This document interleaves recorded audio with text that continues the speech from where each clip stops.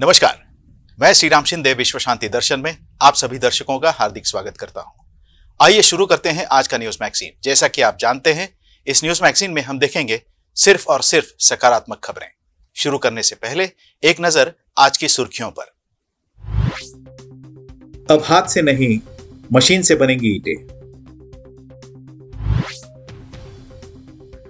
सड़क किनारे लगाए हजारों पौधे। एक इंजीनियर जो लड़ रहा है पानी की किल्लत से। एक गांव है शटलकॉक उत्पादन का केंद्र। जल्द ही उड़ेंगे इलेक्ट्रिक हवाई जहाज। एक स्वदेशी मशीन जो विदेशों में ईंटें बना रही है। जानते हैं इस आविष्कार के बारे में। आत्मनिर्भर भारत अभियान के तहत एक बड़ी कामयाबी हासिल हुई है। इसके तहत हरियाणा स्थित SNPC ने पूर्णतः स्वदेशी ऑटोमेटिक ईंट मेकिंग मशीन बनाई है। इस स्वदेशी ऑटोमेटिक ईंट मेकिंग मशीन की खासियत यह है कि यह एक घंटे में 12,000 ईंटें बना सकती है। SNPC एक स्कूल ड्रॉप आउट की सफलता की कहानी है। इसके तहत इस तकनीक का पेटेंट भी हासिल किया गया है। ब्रिक ऑन व्हील्स 6 देशों में झंडा गाड़ चुकी है।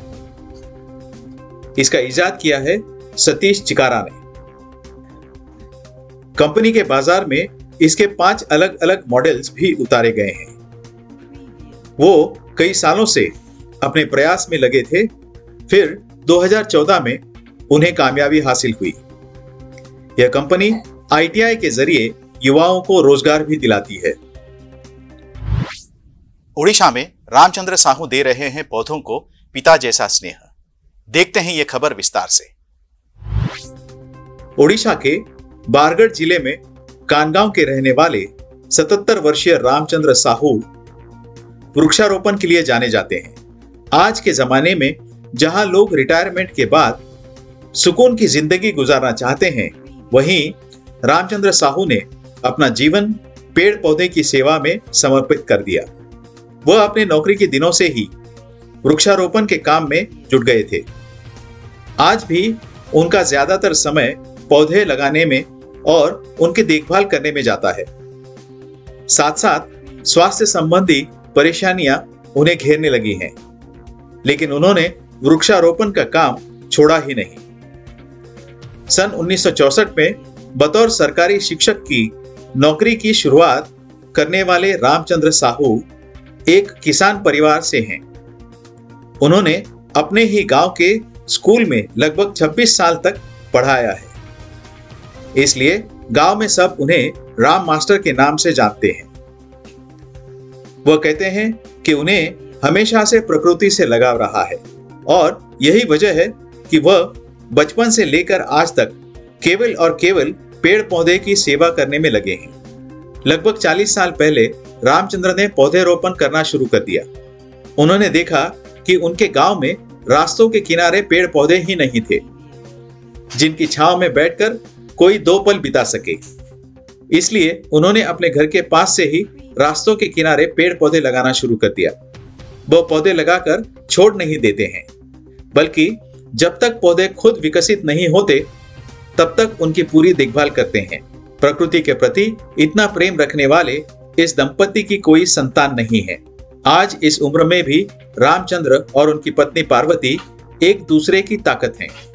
वे कहते हैं कि उन्होंने बहुत पहले से ही इन पेड़ पौधों को अपनी संतान माना है और अपनी संतान की तरह अपना लिया है।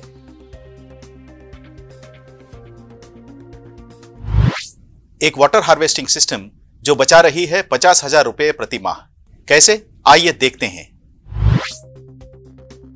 जल ही जीवन है। इस बात का एहसास हमें तब होता है जब हमारे आसपास के जल स्रोत सूखने लगते हैं। जब पानी की किल्लत होती है तब हमें पानी के बचाव और संरक्षण का ख्याल आता है। बेंगलुरु में रहने वाले लोगों के साथ भी ऐसा ही कुछ हुआ।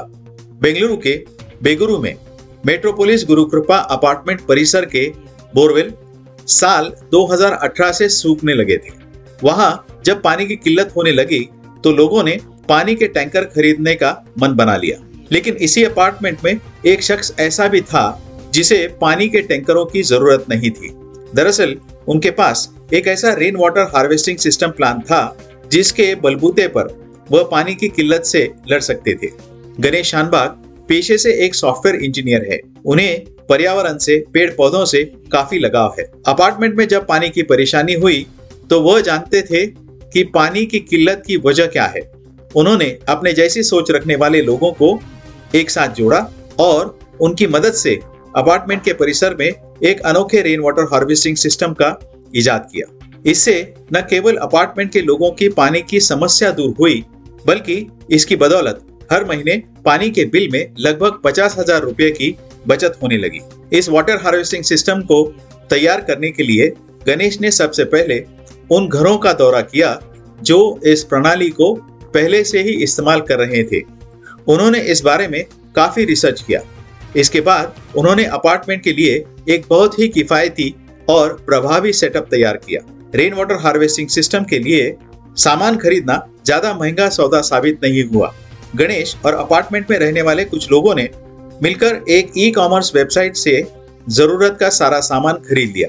इस पर लगभग 20,000 रुपए का खर्च हुआ और फिर प्लम्बर की मदद से इसे परिसर में इंस्टॉल किया गया। सन 2019 में जब बारिश हुई तो उसके बाद से सिस्टम ने प्रभावी तरीके से काम करना शुरू कर दिया।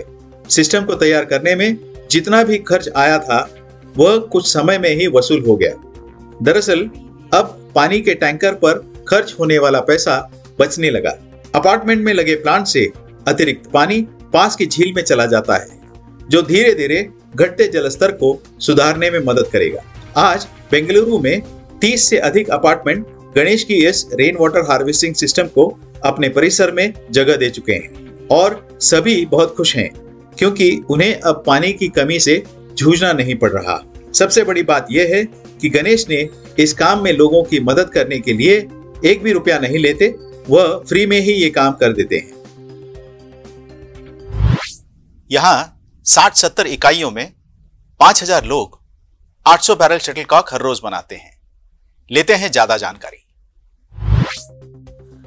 बैडमिंटन भारत में एक लोकप्रिय खेल है, लेकिन बहुत से लोग इस बात से अवगत नहीं है कि पश्चिम बंगाल में हावड़ा जिले में जदुरबेरिया गांव पीढ़ियों से शटलकॉक उत्पादन का केंद्र रहा है। हुगली नदी के उस पार कोलकाता से लगभग 40 किलोमीटर दूर उलुबेरिया शहर के बाहरी इलाके में लगभग 60-70 छोटी इकाइयों में 5,000 से अधिक लोग कार्यरत हैं, जो प्रतिदिन 800 बैरल से अधिक शटलकॉक का उत्पादन करते हैं। शटलकॉक बनाना एक श्रमसाध्य प्रक्रिया है। पक्षी समान लंबाई के 16 अतिव्यापी बतख या हंस के पंखों से शटलकॉक बनता है। पंखों को कई बार डिटर्जेंट में धोया जाता है और घंटों धूप में सुखाया जाता है। फिर इन्हें लंबाई के 9 सेंटीमीटर तक काटा जाता है और तेज कैंची से गोल किया जाता है। प्रत्येक पंख बिल्कुल सही आकार का होना चाहिए या इसे त्याग दिया जाता है। पंखों को सरे से जोड़ा हुआ है और एक स्ट्रिंग के साथ एक साथ बांधा गया है और एक गोल कॉर्क बेस में इन्हें टक किया जाता है। प्रत्येक कॉर्क में 16 छेद ड्रिल करने के लिए एक मशीन का उपयोग किया जाता है और इन छेदों में पंख हाथ से लगाए जाते हैं। इसके बाद ब्रांड नेम वाले स्टिकर को आधार पर चिपका दिया जाता है। फिर प्रत्येक बेलनाकार बॉक्स में 10 शटलकॉक पैक किए जाते हैं, जिन्हें रोल या बैरल कहा जाता है। कई घरों में शटलकॉक का उत्पादन एक पारिवारिक उद्यम है। औसतन एक इकाई प्रतिदिन लगभग 600 शटलकॉक का उत्पादन करती है।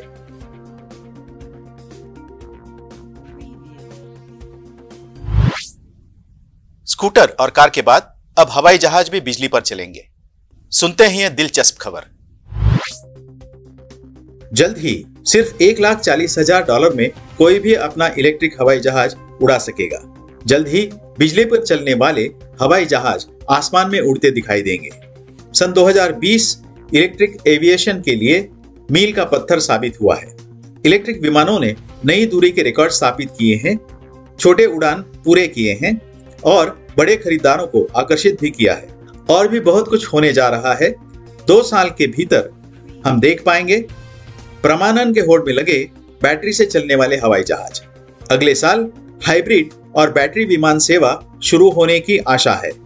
निवेश बैंकों का अनुमान है कि सन 2035 तक विमानन उद्योग 25% हाइब्रिड या पूरी तरह से इलेक्ट्रिक होगा। ज्यादा खुशी की बात यह है कि कम पुर्जे, कम रखरखाव और सस्ती बिजली के चलते टिकटों की कीमतें भी कम हो सकती हैं। इसी के साथ आज के न्यूज मैगजीन में यहीं पर रुकते हैं। देखते रहिए विश्व शांति दर्शन।